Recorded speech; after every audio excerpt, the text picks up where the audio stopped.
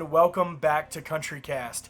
Today I am going to be sharing a blog with you guys which was shared to Charlie Daniels' website by his son, Charlie Daniels Jr.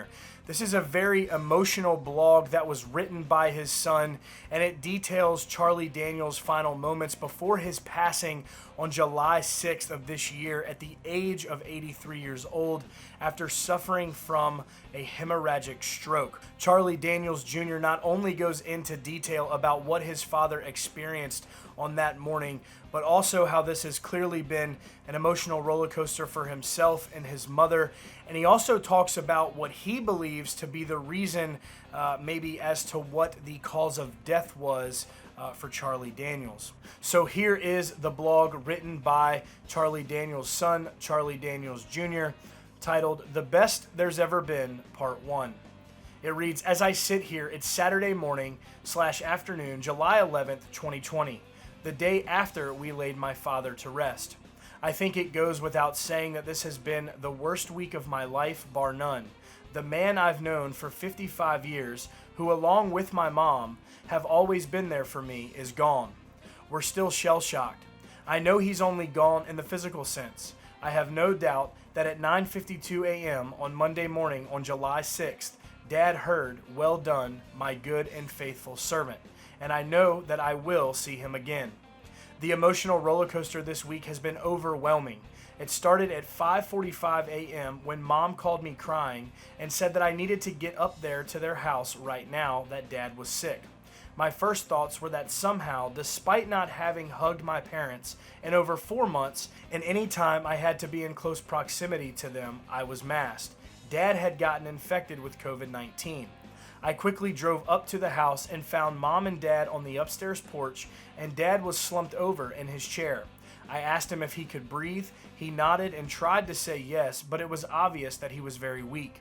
I called 911, and while I was on with them, Mom called Dad's cardiologist, and rather than COVID-19, he told Mom that he thought he was having a stroke, which I relayed to the 911 operator. The EMTs arrived and got him to the ambulance, and Mom stayed at the house.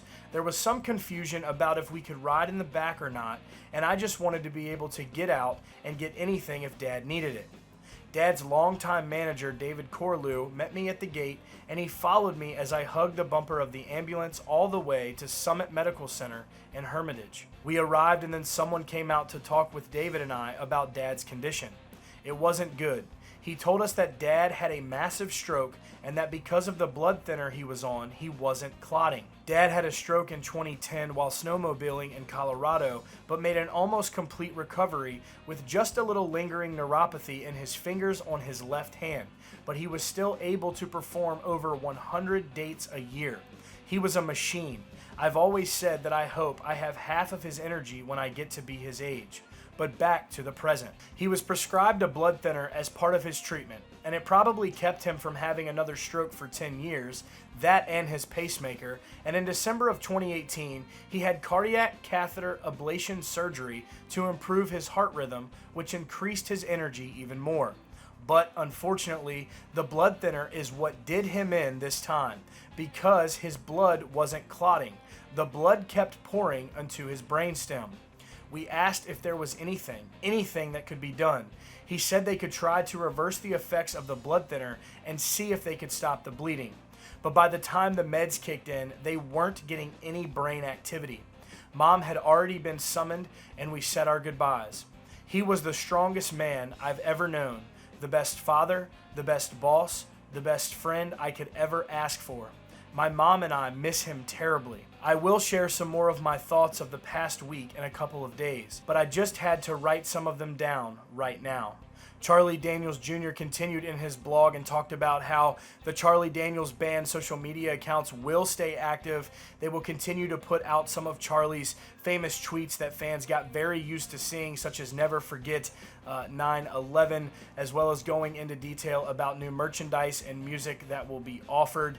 And the Volunteer Jam, as you see here, will likely be be morphed into a tribute show, and that this is clearly not the end, but just a new direction. And of course, his father's music will live on forever. And if anyone out there would like to make a donation, he does notate here to donate to the Journey Home Project. I have put the link to that as well in the description of this video. As I have said before, and I will say it again, Charlie Daniels was not only a legend on the stage, but also off the stage. He was a hell of a man. He truly loved everybody. He loved what he did for a living.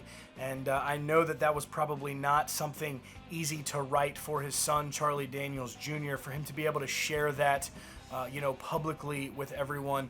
But Charlie Daniels will truly be missed, and our hearts and prayers continue to go out to his family, his friends, his band, the Charlie Daniels Camp during this difficult time. Guys, that will be it for today's video. Make sure you hit that subscribe button down below. Turn those notifications on for breaking updates on your favorite country artist and all the news coming right out of Music City. Y'all stay country.